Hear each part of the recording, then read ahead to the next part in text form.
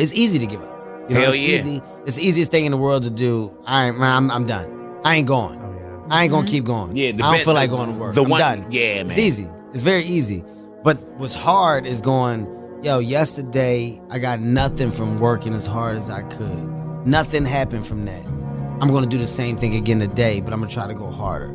That's the hardest thing in the world. To get up every day and give 100% and be in the same position that you were each day, but mentally know that you're trying and trying and trying. That's a real grind. The unfulfilled potential is the story of most people's lives.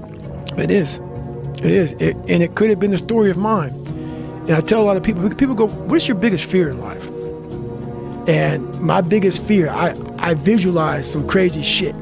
My biggest fear is that one day I'm going to reach a judgment of my life. Something is going to judge me what the fuck I was supposed to be in life.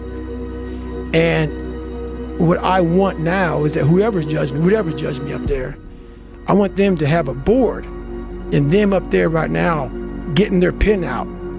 Because, this person who judges you is supposed to know everything. You're supposed to know from the time you're dead to the time you're, time you're born, to the time you're dead.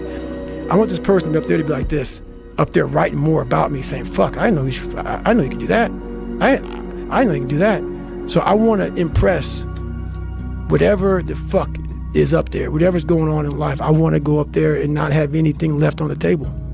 I want to drain my soul of every fucking bit of person I am. So many people think all day long on what they're scared of. Before a wrestling match, back in the day, I remember a lot of my opponents be like, oh man, what happens if I lose? What happens if I get caught? What happens if they take me down? What the fuck are we talking about? All that tension, all that energy going into the possibility of failure. Why can't the individual, the human, erase that mentality and put all that tension is, how great it's gonna feel when I pin that motherfucker, when I take him down, when I beat him down in front of his home crowd, when I win something, when I go after something, when I put the work in and achieve it. Why don't we think that way?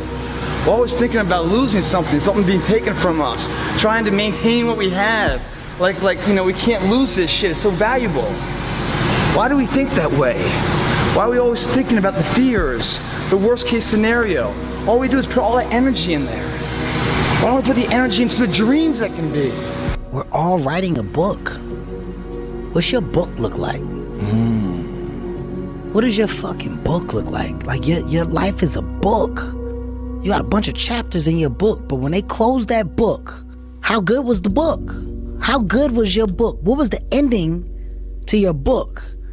Grow or die was the basic central premise that we were working with. That if you don't grow, you will perish. There's one relationship that you have to maintain, and that's the one with you, right? And it's like if you're not loving you, if you're not taking care of you, everything and everybody is second to you taking care of you. First and foremost, when you are steady and calm in yourself, it makes it easier to manage the insanity that other people are going to bring to you. The core of how things are created in the universe is through collision.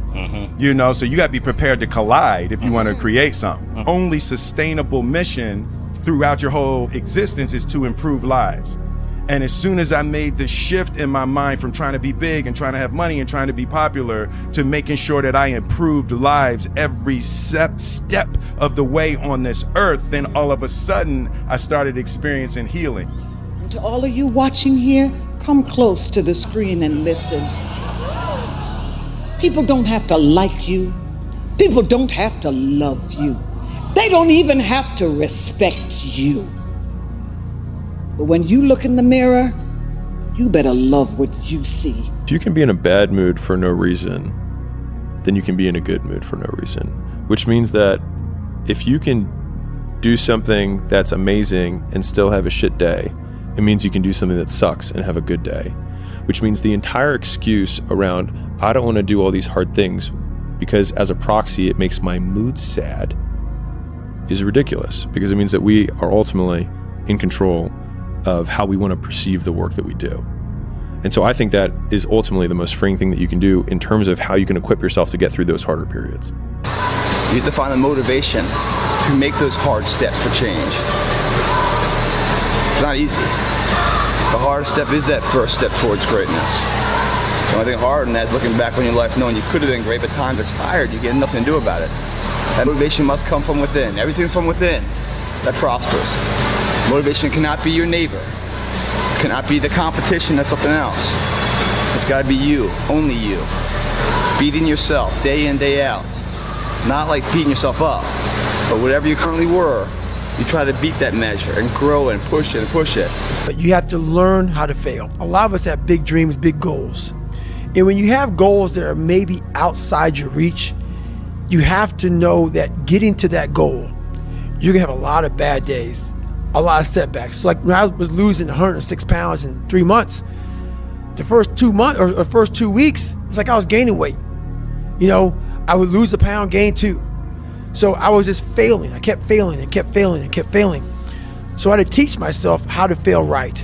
And what that means is when I fail, I can't spend much time in that fail zone. I have to be able to get up and get after the next day just as fast, because my goals were to be a Navy SEAL. I don't have time to stay here and feel bad for myself for weeks and months and years, because I'll lose that time. If you had to create a human, what would you put them through to make them tough? It probably wouldn't be a really chill life. Yeah. What would you put them through to make them patient? Well, you probably wouldn't give them things immediately. And so it's like we want these traits, but each of the traits has a price tag attached to it. And it's just like, do you want to pay the price tag to get the thing? And so I think if people reframed the period of life that they're going through as the price that they're paying out of their wallet, but the wallet is their time, it's the seconds of life that they're trading for it, then I think more people would be willing to make the trade. Because at least when I look at myself, like when I'm 80 something years old and I'm looking back on my life, I want to have these traits. But in order to have those traits, I know I have to go through these things. If you want to change what you see, you gotta first change how you see things, how you think about things. Then it comes down to your commitment, your sacrifice, your diligence and sweat equity to see that through. Everyone likes to talk the game. Very few want to walk it. Those people that like to walk it better than talk it, those are the ones we write stories about.